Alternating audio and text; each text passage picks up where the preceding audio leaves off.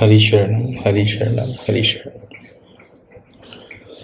तो आज थोड़ा चिंतन इस बात पर करते हैं कि साधन में जो मूल तत्व है वो क्या है।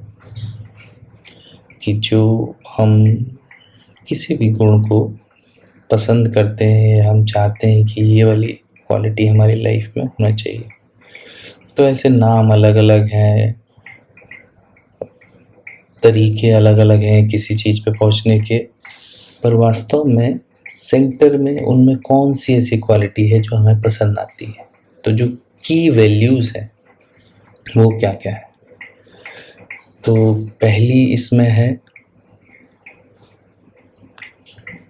विश्राम, रिलैक्सनेस, शांति। इसको आदमी अलग अलग नाम से कहता है। तो इसमें बहुत पावर है। ये एक ऐसा वाला पावर है जहाँ हमें केवल करने के लिए नहीं, त्यागने का भी सामर्थ्य आता है, छोड़ने का भी आता है। बहुत सी हमारे जीवन में समस्याएं हैं कि हम उस बात को, अपनी पकड़ को, या जो हमारे मन में आ गई बात हमारी मनमानी ही हो, हम छोड़ नहीं पाते। क्यों? क्योंकि उसमें हम फंस जाते हैं, एक आसक्त हो जाते हैं। तो अपनी बात को छोड़ना, अपनी जिद को छोड़ना भी बहुत बड़ा साधन है। तो वो कब होता है? जब हमारे अंदर एक आंतरिक शक्ति हो, एक आत्मबल हो। और आत्मबल यानी आप किसी चीज़ को छोड़ सकते हो। जो बात आपको परेशान कर रही है या जो बात आपको प्रलोभन में डाल रही है, तो उस प्रलोभन को छोड़ने की ताकत को हम योग कहते हैं। उतना उस व्यक्ति में शांति है, उस व्यक्ति का योग सफल है, उतना सामर्थ्य है, उतनी उसकी पावर है। ठीक है, इसको अपन ने डिटेल में ऑलरेडी पहले लिया है एक सत्संग में। तो ये है, तो इसको एक शब्द में कहा जाए कि एक सेंटर पॉइंट क्या है? विश्राम, रिलैक्सनेस। जो आदमी रिलैक्स्ड है उसके हाथ ढीले, कोई चीज़ की गहरी पकड़ नहीं होती, बॉडी भी उसकी उस स्टेट में रहती है। फिर दूसरा तत्व क्या है? दूसरा तत्व है स्वाधीनता, यानी फ्रीडम। अब कोई जैसे क्रिएटिव आर्टिस्ट है, ठीक है, उसको कहीं मान लो नौकरी करना पड़े। अब उसके मन में जो एक्सप्रेशंस आ रहे हैं, जो एक भाव आ रहे हैं, और लेट से वो पेंट करना चाहता है, लिखना चाहता है, या जिस भी फॉर्म की उसकी आर्ट है, उसको किसी भय के कारण वो ना करके कोई दूसरी चीज़ करनी पड़े, या उसमें थोड़ा सा भी डिफॉर्मेशन आ जाए, तो उसका जो एक्सप्रेशन है वो एकदम क्रिएटिव, फ्री फ्लोइंग नहीं हुआ। तो ऐसे ही फ्रीडम भी एक बड़ा गहरा तत्व है साधन का। ये भी एक सेंटर पॉइंट है बहुत से सद्गुणों का, कि यदि आप कितने फ्री हैं, कितने अंश में फ्री हैं, उतना उतना हमारा साधन सफल हुआ है जीवन में, उतना उतना हमने जाने हुए असत का त्याग किया है। और यदि हमने सर्वांश में पूरा 100% जाने हुए असत का, यानी अपने जीवन में जो भूल हमें लगी उसका पूरी तरह से त्याग नहीं किया, और वो क्यों नहीं किया वो बाद में देखेंगे। पहले अभी ये समझें कि यदि पूरा नहीं किया तो साधन की भी पूर्णता नहीं होती। या यदि हम साधन के मार्ग से चल रहे हैं, कर रहे हैं, तो उस कार्य में यदि में पूरी स्वाभाविकता, पूरे हम उसमें घुल मिल नहीं गए हैं, उसमें हमारा अहम पूरी तरह खो नहीं गया है, तब तक साधन की पूर्णता नहीं हुई, तब तक उस कार्य की, उस गुण की पूर्णता नहीं हुई। मान लो हम सच बोलते हैं, तो सच तो बोलते हैं, पर कुछ कुछ जगह ऐसा झूठ बोल देते हैं जहां हमारा कपट या वो उसको बचा लेते हैं। तो ये उस गुण की पूर्णता नहीं हुई। गुण की पूर्णता कब हुई? जब फुली वो मैच्योर हो गई क्वालिटी, और उस क्वालिटी से भी हमें कोई चिपकाव या अभिमान नहीं रहा। तो ये गुण की पूर्णता हुई, सर्वांश में साधन की अभिव्यक्ति हुई, ऐसा कहा है। तो ये हुआ दूसरा एलिमेंट। अब तीसरा एलिमेंट है प्रेम। प्रेम जो है वो एक रस का प्रतीक है। एक जीवन में जो हमें एक रस की अभिव्यक्ति होती है, भले ही इस लाइफ में भी जैसे भी हम जी रहे हैं, कभी ना कभी हमें इवन आसक्ति में भी, राग में भी, जिससे भी मोह है उसके साथ एक अलग खुशी मिलती है। उसका कारण ये रहता है कि उसमें कुछ ना कुछ अंश प्रेम का है। बाकी की चीज़ें अभी थोड़ी देर के लिए दब गई हैं या अभी उतनी उछाल पे नहीं है।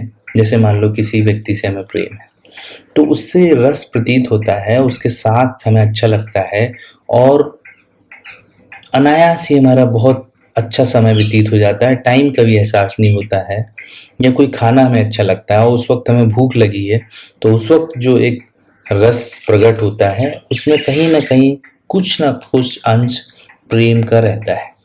कि कोई चीज़ हमें विशेषता से पसंद हो, तो ये जो विशेषता से पसंद है तो ये ऊपर जामा पूरा राग का, लेकिन इसके पेट में, इसके भीतर सेंटर पॉइंट में कहीं ना कहीं कुछ ना कुछ अंश प्रेम का रहता है। हर एक चीज़ में जितना हमारे जीवन में आनंद आ रहा है, तो एक परमात्मा की एक नेचर है, जो तत्व है, जो असलियत है, उसका एक शक्ति है आह्लादिनी, उसका कुछ ना कुछ हमारे जीवन में स्वाभाविक रूप से भी अभिव्यक्त होता रहता है कभी कभी।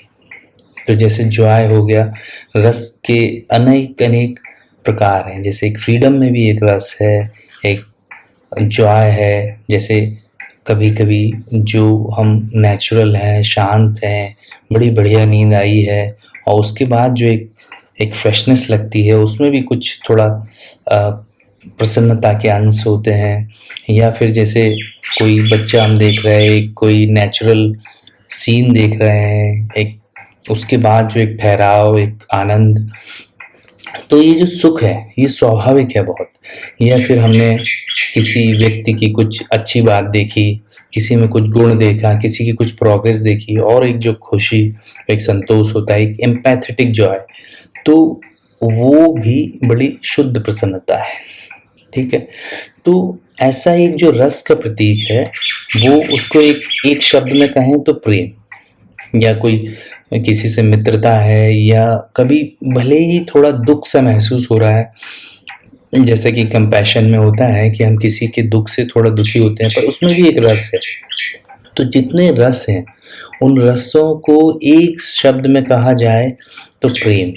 प्रेम जो है वो रस का प्रतीक है, अनंत रस का प्रतीक है। तो और प्योर लव, अनकंडीशनल लव, जिसमें कोई कंडीशन नहीं। तो ये ऐसा जीवन में अभिव्यक्त हो जाए तो समझो कि जीवन की पूर्णता होगी। कि जिसके जीवन में अनंत प्रेम है, जिसके हृदय में घृणा, द्वेष, राग, मोह, इसके लिए कोई स्थान ही नहीं रहा। तो ये हो गया अपना तीसरा एलिमेंट प्रेम का। तो इस तरह से ये जो 3 एलिमेंट हैं, ये हमारे लिए एक मैप का काम करेंगे। ये इनमें हम कुछ ज़बरदस्ती नहीं कर सकते। हमें करना उल्टा काम है कि किस वजह से ये चीज़ अभिव्यक्त नहीं हो रही। हमें अपने जाने हुए असत के त्याग पे फोकस करना, अपने कर्तव्य पे करना। ये 3 हमें इनकी समझ जितनी हो, इससे हम ये पता लगा सकते हैं कि वास्तव में हमने ठीक से त्याग किया है या नहीं किया है।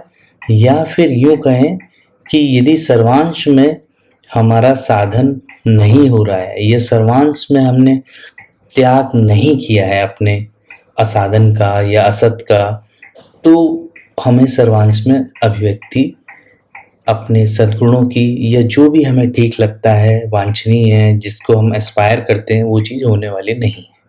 तो उसके 2 कारण मेन हो सकते हैं, जिसके कारण हम पूरी तरह से अपने असत का त्याग नहीं कर पा रहे। कुछ ना कुछ अंश हमने जानबूझ के बचाए रखा है। एक तो मोटा मोटा ये कि हमें जिस चीज़ से आसक्ति होती है तो उससे हमें थोड़ा सुख मिलता है, तो वो जो गलत है हमें पता है, पर फिर भी हमें मज़ा आता है, तो वो मज़ा हमें बांधता है। तो ये जो मज़ा है, ये संसार का मज़ा काफ़ी गहरे में धीरे धीरे ओवर द पीरियड एडिक्टिव होता है और धीरे धीरे हमारे गहरे मन में भी बैठ जाता है। तो ये इसको एक रणानंद जी की भाषा में कहें तो असाधन जनित सुख लोलुपता, यानी सुख का प्रलोभन। जो सुख हमें मिल रहा है पर वो हमारी बुरी आदत से मिल रहा है, बुराई जनित है। जनित मतलब उससे पैदा होने वाला, उसको कहते हैं असाधन जनित सुख लोलुपता। तो एक तो ये कारण हो गया कि उसमें हमें सुख मिल रहा है, इसलिए हम पूरी तरह उसे छोड़ नहीं पा रहे, पूरी तरह हम अपने निर्णय पे दृढ़ नहीं हो पा रहे। और दूसरा कारण है कि जितना जितना हम साधन करते हैं या जितना हमसे साधन हो रहा है और थोड़ा जो हम फोर्स लगा रहे हैं, बल लगा रहे हैं, जो हमें लगा कि हमें करना चाहिए, जो अच्छा है, तो वो जो साधन कर रहे हैं वो भी पूरा नहीं होता है, क्योंकि पूरी तरह त्याग नहीं किया बुराई का, तो पूरा साधन स्वाभाविक रूप से कैसे होगा। और पूरा साधन स्वाभाविक रूप से नहीं होगा तो हमारी जिंदगी उसमें घुल मिल नहीं जाएगी, तो जीवन से एक नहीं होगा, मतलब वो उसका पूर्ण अवतार नहीं होगा हमारे जीवन में उस साधन का। तो एक आंशिक साधन कहें उसे, पूरा तो नहीं कह सकते, तो आंशिक साधन करने का ज़्यादा अभिमान होता है। पूरा साधन आदमी करेगा तो अभिमान गल जाएगा, लेकिन आंशिक साधन का, जैसे वो कहते हैं थोता चना बाजे घना, अध जल गगरी छलकत जाए। तो जब जब हम में आंशिक साधन का प्रभाव रहता है तो एक अभिमान भी रहता है कि हमने इतना इतना त्याग किया, हमने ये अनुष्ठान कर लिए, या मैंने इतने इतने धन का संग्रह कर लिया। धनंजय, मेरी एक जो क्वालिटीज़ है, मेरे जो गुण हैं, मेरा भाग्य इतना अच्छा है कि मेरे पास अपने आप ये चीज़ें आ रही हैं, या किसी भी बात का कुछ भी अभिमान हो सकता है। तो इससे क्या पता चला है कि जितना जितना हम में सद्गुण है या जितना जितना हमने साधन किया है, जितना हम कर पाए हैं, उसका भी एक कर्तृत्व अभिमान या किसी न किसी प्रकार का हमने मिथ्या अभिमान पकड़ लिया है। तो मान लो, वैसे देखा जाए तो मैं अपने अनुभव से कहूँ तो सुख लोलुपता छोड़ने में बड़ी दिक्कत महसूस होती है, लेकिन यदि हम ईश्वर के रास्ते या अपने कल्याण के रास्ते या अपने जीवन को पूरी तरह से हम ट्रांसफॉर्म करना चाहते हैं, हम एक सच्चे मानव बनना चाहते हैं, जिससे ह्यूमैनिटी, जो जो हमें चीज़ें अखर रही हैं, आसपास बुराइयां हो रही हैं, और उसमें हम कंट्रीब्यूट करना चाहते हैं, खुद एक एग्जाम्पल बनकर, ना कि हम वेट करें कि सामने वाले कब सुधरे। तो ये जब चीज़ें हमें अखरती हैं, हमें बुरा लगता है, तो कम से कम हम यहाँ से तो चालू कर सकते हैं। यदि ये दो बातें प्रमुख हैं जो हमें पूरी तरह से असत का त्याग नहीं करने दे रहे हैं, कौन सी?